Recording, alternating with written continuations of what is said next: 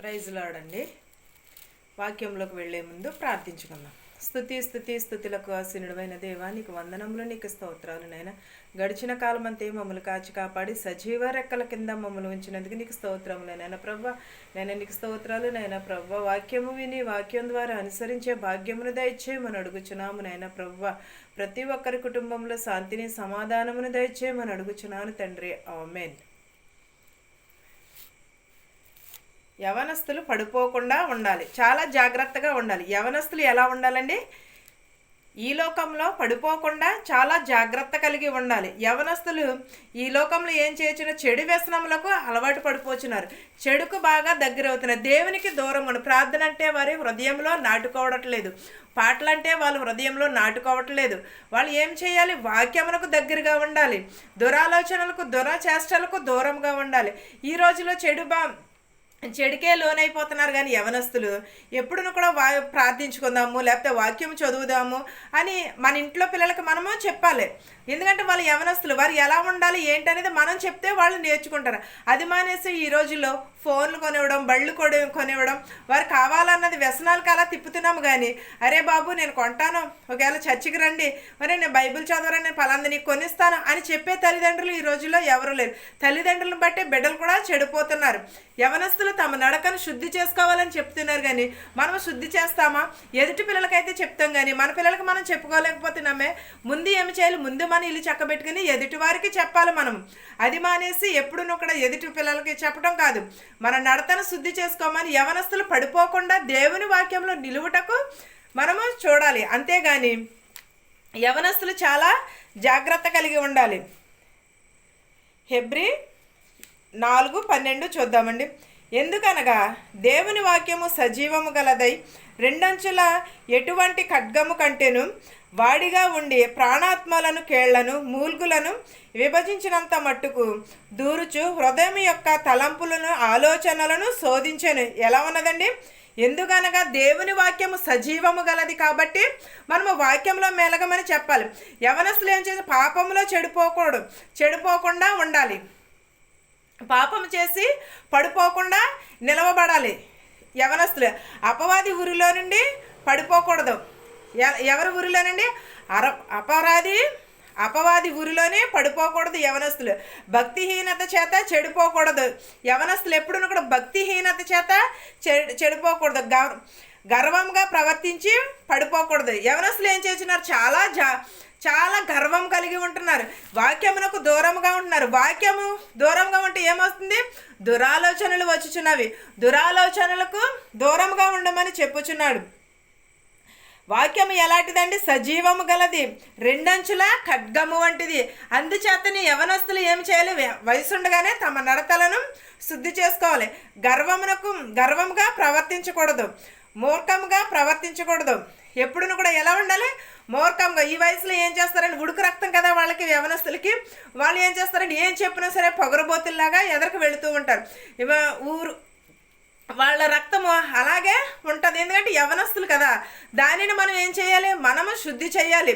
వాక్యం చదువుకోండిరా బాబు, ప్రార్థించుకోండిరా అని రోజు చెప్తారు. యవనస్తులకేంటి, యవన రాళ్ళకేంటి, ప్రతి ఒక్కరికి కూడా వాక్యంలో చదవమని చెప్పాలి. మన బిడ్డలకు మనం చెప్తేనే వారు నేర్చుకుంటారు. మూర్ఖంగా ప్రవర్తించి పడిపోతారు. ఎందులోని? మూర్ఖంగా ప్రవర్తించి మూర్ఖంలో పడిపోతారు. మూర్ఖంగా ప్రవర్తించినప్పుడు ఏం చేస్తారంటే వారికి ఎవరు ఏమి చెప్పినా కూడా వినిపించదు. మనం ఎవరు ఏం చెప్పినా సరే అది అబద్ధం చెప్తుంది, ఇలాగే చెప్తుంది అని అనుకుంటారు. చెడుగా ప్రవర్తించి పడిపోతారు. చెడుగా ప్రవర్తించి పడిపోకూడదు. ఎప్పుడూ కూడా చెడుకు దూరంగా ఉండాలి. ఎప్పుడూ కూడా చెడుకి దూరంగా ఉండమని చెప్పాలి. మీకు కలిగిన స్థిర మనస్సును ఎలాగా?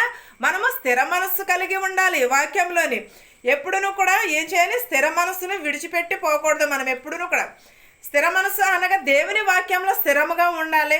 లేకపోతే దేవుని వాక్యం చదవండిరా బాబు అని చెప్పాలి. అని చెడుగా ప్రవర్తించి పడిపోకూడదు. ఎప్పుడూ కూడా యవనస్తులు ఏం చేస్తున్నారంటే యవనస్తులు పడిపోకుండా జాగ్రత్త కలిగి ఉండాలి, తమ నడతలను శుద్ధి చేసుకోవాలి. వాక్యము ఏం చెప్పుచున్నదంటే వాక్యము రెండంచుల ఖడ్గము వంటిది, సజీవము గలది. దానిని బట్టైనా సరే మనము నేర్చుకోమని చెప్పుచున్నాడు.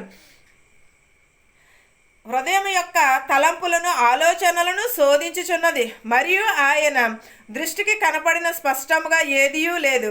మనం ఎవనికి నీ లెక్క చెప్పవలసి ఉన్నదో ఆ దేవుని కనులు సమస్తమును మరుగులేక తేటగా ఉన్నది. ఏమని చెప్పుచున్నాడు? మరియు ఆయన దృష్టికి కనబడిన స్పష్టము ఏదియూ లేదు, కనబడని స్పష్టము ఏమీ లేదు. మనం ఎవరికి నీ లెక్క చెప్పవలసినదో ఆ దేవునికి సమస్తమును కూడా మరుగు లేక తేటగా ఉన్నదని చెప్పుచున్నాడు. యవనస్తులు ఏం చేస్తున్నారంటే, నా తల్లిదండ్రులు చూస్తలేదు కదా, ఎవరో చూడలేదు కదా, నేను ఎంత పాపం చేసినాను సరే నన్ను అడిగేవాళ్ళు లేరనుకోండి. కానీ అలా కాదు. ఏం చేయాలి? మన హృదయమును స్థిరముగా ఉంచుకోవాలి. మనకు మీకు కలిగిన స్థిర మనస్సుని విడిచిపోకూడదు. ఎప్పుడును కూడా మనము వాక్యం చదవాలనిపిస్తుంది. సాతాను ఏం చేస్తుందంటే వచ్చి లాక్కిపోతూ ఉంటుంది. ప్రార్థన చేయడానికి మోకరిస్తారు, కానీ ఏం చేయాలో తెలియదు, ఎలా చేయాలో కూడా తెలియదు ఎవరికి. వాక్యాన్ని చదవడానికి బైబిల్ తీస్తారు, కానీ ఏం చేయాలి, ఎలా చదవాలో కూడా తెలియదు. అదే అప్పుడు మనం ఏం చేయాలంటే మన పిల్లలకి మనము నేర్పించాలి. అరే బాబు, మొదటి నుంచి చదువు, లేకపోతే కీర్తనలు చదువు, సామెతలు చదువు. ఇవి తెలివిగలనవి. జ్ఞానం అంతయు కూడా ఇందులోనే ఉన్నది, కీర్తనలను సామెతల్లోనే ఉన్నది. ఎక్కువ యవనస్తులు తమ నడకను శుద్ధి చేసుకోవాలి. బాలుడు నడవలసిన త్రోవ, దృష్టులు ఆలోచన చెప్పున నడవక, ఇలాంటివన్నీ మంచి మంచి వాక్యాలన్నీ కూడా కీర్తనలను సామెతలను. వారికి వాక్యం చదవడం రానప్పుడు ఏం చేయాలంటే, అబ్బాయి ఇలాగనే ఇలా చదవరా, అలా చదవరా అని మన పిల్లలకు మనం నేర్పాలి. మనం యవనస్తులుగా ఉన్నప్పుడు త్రొట్టిల్లో పోకూడదు. ఏం చేస్తారంటే ప్రతి ఒక్కరును కూడా స్నేహితులతోటి జతలతోటి వెళ్ళి చెడిపోతూ ఉంటారు. ఎప్పుడును కూడా యవనస్తులు తమ నడకను శుద్ధి చేసుకోవాలి, వాక్యమునకు లోబడి ఉండాలి. ఈ వాక్యమును మీకును మాకును మనందరికీ తోడయ్యుండును గాక. కృపగల దేవ, దయగల మా తండ్రి, నీకు లెక్కలేని స్తోత్రాలు చెల్లించుకునిచున్నాను నాయన ప్రభ. నీ వాక్యం ఎడల మేము నిలకడగలిగి జీవించే ధన్యతని దయచేయమని అడుగుచున్నాం ప్రభ. నీ వాక్యంలో స్థిర మనస్సు కలిగి ఉండుటకు సహాయం చేయమని అడుగుచున్నాం ప్రభ. యవనస్తులు త్రొట్టిల్లో పోకుండా నీ పాదాల చెంత చేర్చుకోమని అడుగుచున్నాం ప్రభ. మా శత్రువుల్ని మిత్రువుల్ని దీవించమని అడుగుచున్నాను నాయన. ధనుకులనేమి భేదాలనేమి దీవించమని అడుగుచున్నాం ప్రభ. చిన్న బిడ్డ మొదలుకొని పెద్ద బిడ్డల వరకు దీవించమని అడుగుచున్నాం ప్రభ. యదవరాలని ప్రభ, యవనస్తులను, వృద్ధాప్యంలో ఉన్న వారిని ప్రతి ఒక్కరిని దీవించమని అడుగుచున్నాం ప్రభ. జ్వరాలతో బాధపడుచున్నారు ప్రభ. హాస్పిటల్లో ఎంతో మంది ఉన్నారు నాయన ప్రభ. వారి జ్వరములను ముట్టమని అడుగుచున్నాం ప్రభ. చిన్న బిడ్డలను దీవించమని, బాలింతలను, గర్భిణీ స్త్రీలను కూడా సులువైన కనుపు దయచేయమని అడుగుచున్నాం ప్రభ. ప్రతి ఒక్కరి కుటుంబంలో శాంతిని, సమాధానమును దయచేయమని అడుగుచున్నాము నాయన ప్రభ. ప్రతి ఒక్కరిని ప్రభ స్థిరంకం కలిగి జీవించుటకు సహాయము చేయమని అడుగుచున్నాం ప్రభ. మా హృదయము మార్చు, మా మనస్సు మార్చుమని అడుగుచున్నాము నాయన ప్రభ. నీ వాక్యమునకు లోబడుటకు సహాయము చేయమని అడుగుచున్నాం ప్రభ. ప్రతి ఒక్కరి కుటుంబంలో శాంతిని, సమాధానమును దయచేయమని అడుగుచున్నాం ప్రభ. ప్రభ వాక్యము ఎడల ప్రభ మేము స్థిరత్వం కలిగి ఉండుటకు సహాయము చేయమని అడుగుచున్నాం ప్రభ. ధనుకులనేమి భేదాలను ప్రతి ఒక్కరిని దీవించి ఆశీర్వదించమని నా ప్రార్థన నీ పాద సన్నిధికి చేర్చుకోమని అడుగుచున్నాను తండ్రి. ఆమేన్. పరలోకమందున్న మా తండ్రి, నీ నామము పరిశుద్ధపరచబడును గాక, నీ రాజ్యం వచ్చును గాక, నీ చిత్తము పరలోకమందు భువేందు నెరవేరినట్లును మానుదిన ఆహారము నేడు మాకు దయచేయము. మా రుణస్థులను మేము క్షమించిన ప్రకారము మా రుణములను క్షమించుము. దుష్టు నుండి, శోధన నుండి తప్పించుము. రాజ్యమును, శక్తియు, మహిమయు నిరంతరము నీవై ఉన్నావు మా తండ్రి. ఆమేన్. ఆమేన్. అందరికీ వందనాలండి.